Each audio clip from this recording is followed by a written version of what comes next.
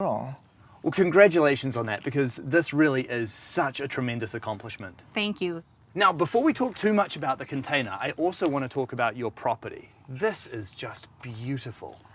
There's a lot of work. A friend told us when we first purchased the property and he drove in and he stood at the top of it, he said, someday this is going to be your own private Garden of Eden. And it really has evolved that way. We love it. You don't have to go anywhere when this is your home. And you can walk out your front door and boom, there's our garden, right? Yeah. And then the container house. What size is this? There's a 40-footer on the bottom and a 20-footer on the top. So it's 406 finished square feet, but it fits everything that we need. And I really like the design and what you've done here by stacking them one on top of the other and creating this incredible deck on the top. Outdoor living space is so important when you're living tiny. It really has made it more sustainable for us. Like Dave likes to tease, sometimes you have to go outside just to change your mind. And so Yeah. that there are times when that is the truth. So it is nice. That's one reason, we've had this passion to grow out the property and landscape it so that it was an enjoyable place, not only in the house, but outside the house too. And so what was the process of building this home together like? We did it overcoming a lot of obstacles and challenges. We got our containers delivered, we cut out all the windows, we got them craned in onto our foundation, and we were in the process of finishing out our structural welding, our railing. And about midway through that process, Dave had a major brain bleed. It was called an intracranial hemorrhage. It was spontaneous. There was no known underlying effect. Dave called me and said, something is wrong, I can't feel my arm. And so I instantly came driving home. And when I got here, he was about halfway up the driveway. And as soon as I pulled up, I could tell by the way his face was that he'd had a stroke or a seizure or something. And I walk up to him and I'm gonna cry. He falls into my arms and he said, I was waiting for you before I went to sleep. And the doctor said if he'd gone to sleep, we wouldn't have this recovery because his brain would have shut down. And the way his bleed was, he wouldn't have survived it. And we had our fifth wheel here at the time. It would have been very easy for him to just lay down and go to sleep. Lay down for a little bit, I'll be fine. But it was funny. He's laying in the hospital bed right before they life flighted him for surgery. And he whispered, barely, but he whispered, I don't have time for this. We're building a house. Right. And I just didn't have kept time thinking, for that. it's going to be okay. It's going to be okay. And so the prognosis was very, very poor, the kind of bleed he'd had and where it was at in his brain. It was so poor that they didn't even want to do surgery because it was so deep. They were afraid of the more damage that they would do. So it was a watch and wait kind of thing. I did not leave his room or his side for 5 days. I mean, I took care of him. I slept in the ICU bed with him. This was my best friend, and this was not the way that our story was supposed to go. By the end of the first week having him home, I had him into 5 different therapy appointments, and we worked around the clock for 3 months to reestablish his speech, his And feeling, physical aspects therapy. of it, yeah. His therapist actually used our deck and the stairs as part of his therapy to learn the cognitive problem-solving part again, the dexterity with his fingers, the feeling and sensation with the screws and the drill. So it was scary for me to watch him using power tools when he couldn't. It was almost therapeutic. It was. And it gave him a purpose and a reason to get out of bed every day and a reason to get up off the couch. And so it slowed us down, but oh my goodness, it made us so strong. We still managed to finish it off in 10 months. We did. We finished the project still in 10 months and stronger and more appreciative of every single minute. And it helped us to understand that you have to find joy in the small things. Joy is not ever present. You choose to be joyful in the midst of the turmoil. That really is such an incredible story. I'm so happy to see that you've recovered so well, and that I can really understand that must have been horrendously scary for you. You've done such a great job with this home. I really love the unique look of it from the exterior, and I'm very excited to see what you've done inside. Can we take a look? Let's take a look. Come on, welcome to our home. Thank you very much. This is absolutely beautiful. I love the style of your home. Thank you. It's really just our own style, a little bit of everything that makes up who we are. Pictures of our kids, and Dave likes to get me succulents as a little gift, and so I love them. They're small, they work in our space. My grandmother loved owls, and that's something I've held on to for forever, and so it's just us. The floor is definitely a feature. I really like this. Thank you. This was a rough one for me. We bought the floor thinking that it would contrast really well with our hickory cabinets. And when we initially put it in, there was nothing else in the space, and I cried. She literally cried about it. She's like, "This is the ugliest floor ever." So Really? You didn't horrible. like it? It was I like, didn't this is like the it at worst. I all. can't I believe was you so did this. disappointed. But it has grown on me, and so I love it. And we live in the woods, and we live with rock, and it really has held up pretty well.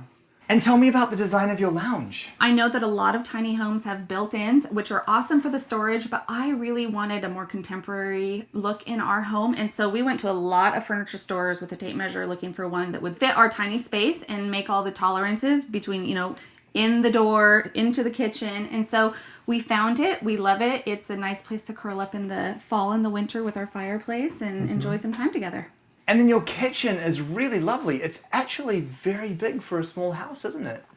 It is. I personally don't like to do a lot of cooking, but I wanted to be able to have the space. And so this is our dining room area, and we actually can feed and seat 6 people in here. It's cozy, but we can have all the kids over for dinner. And it is a long galley-sized kitchen, but we have full-size appliances all the way through. And a dishwasher. We really don't lack for anything that we didn't have in our typical size house. And then these granite countertops, they're a definite touch of luxury, aren't they?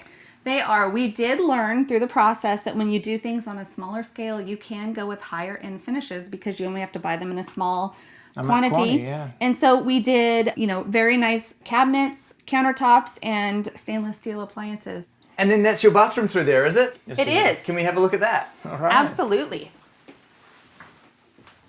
So when we were taking inventory of the things that were important to us, we knew that a big bathroom where we had room to be in here together, to turn around, to get dressed, to have some clothes storage was really important to us. We went with the pedestal sink so it wasn't wall to wall to wall cabinetry. Yeah, and the shower, actually, Dave built that, and it was also part of his recovery from his stroke. So Yeah, all the towel work. it was a long, slow process, but he did a good job. And then these are kitchen cabinets that we just stacked on top of each other, and this is Dave's closet, and yeah, we have tons of storage in here. So everything's working just like a home. Yeah. And then what's through the back door here? So into the closet here, for code, we had to have a closet for our single bedroom. And so this is closet on our blueprint. Now it really is a closet. So nice. We have our pantry. I've been doing a lot of canning, but also my space. Prior to that, You notice her closet is a little bit bigger than mine. Did you guys notice that? prior Just to a this, little bit. this was where our son lived, our youngest, when we first moved in. So we had room for a twin size bed, a dresser, a TV. But since now he's a full size man, then we've moved him up into the shop. But this was plenty of room for him. So, it was like a 2-bedroom house and it worked good. But now it's nice to have the extra space. You can kind of declutter the rest of the areas because it can all be organized in here. And then can we take a look at the upstairs? Absolutely. All right. Now, this spiral staircase, that is quite a feature, isn't it? It is. It's pretty steep, but it tucks back into this space so perfectly. We had some storage underneath of it we weren't expecting. It was, an didn't extra factor cool it in. thing. Well, let's check out the next container on top. All right. This is really cool. Being high up as well, you have such a beautiful perspective of the forest from this room, don't you? We do. We actually put the bird feeders right out the window here so you can see the birds in the morning. Yeah, we definitely do feel like we are tucked in the woods right here. So again, when we were taking inventory of the things that were important to us, a bedroom that we could stand up in, that we could somewhat walk around in, was really important to us. And this is a queen size bed up here? Queen size bed. We did have some challenges. We couldn't find nightstands, so Dave built these for me. But we have a seasonal creek right outside our bedroom window, and so in the fall and the winter and the spring, we get to lay there and listen to the creek. And we love it up here. And you've got a lovely area over here with the seat, and of course, there's the TV up here.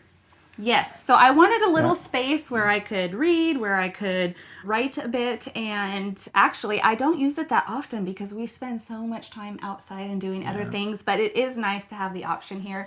The only time we watch TV is when we're laying in bed, but it's nice to be able to just zone out and do things like normal people in big houses do sometimes, and so we do enjoy that, creature comforts, even though we're living tiny. Yeah. And then through here, we've got the deck. Can we take a look at that? Yes. So when we were building our container and we wanted to put the 20-footer on top of our 40-footer, we didn't want to lose any of our available living space, so we built a deck out here off our master bedroom. And it is just a little piece of heaven out here, sitting up here, having morning coffee, having dinner in the evenings. We just love looking over our valley. The view from up here is absolutely majestic. Yes, it is. We feel very blessed. How long have you been living in the home now? Just about 3.5 years. About 3.5 years. Yeah. And how are you finding the space has actually worked out for you? I think it's been a learning process right from the beginning to where we're at right now. And I think it's been something that we would probably not change. And it wasn't what we were expecting. Our vision was to just get up here mortgage free, building Right. tiny seemed like the way to do that. And I think it's exceeded our expectations on a lot of levels. It's introduced us to a healthier lifestyle, a simpler lifestyle, you know, a lifestyle where we can have time and energy and resources to do other things that are really important to us. And so, yeah, I wouldn't go back and change anything either. We're off the treadmill. We don't need more stuff. We got rid of all of our stuff to make this happen. Yeah. And we don't want it back. So obviously a huge part of the reasoning behind why you did this project was to stay mortgage and debt free. So what was the final budget for this project? I'd say total we have probably about 80. Yeah, about $175 a square foot, us doing it all by ourselves. I think 80,000 for a home like this is a pretty remarkable result. And obviously that is testament to you doing all of the work yourself. So congratulations on that. Yeah. Thank you. Thanks. And now that the home is complete, what's next for you both? There's a couple things that I know I want to do, and it's kind of like I'm trying to convince her to do it too. Go on, what is it? I'd really like to build a suspension bridge from that deck to this deck. And the reason why is because I built that deck over there to have a counterbalance so I can hook onto that thing and be able to have that bridge accessed over here. And then ideally, he'd like to build like a landing and zip line down to the bottom of the property. And Why because not? he's just a big kid It's at heart. it's doable. Look at it. I can see how, because I've done a couple of zip lines already, and I know it could be done really easy. Well, now that the work in the home is done, I guess this is time just to do the playful stuff, right? Right. Yes, absolutely. Yeah. We've done the hard work. Let's play a little bit.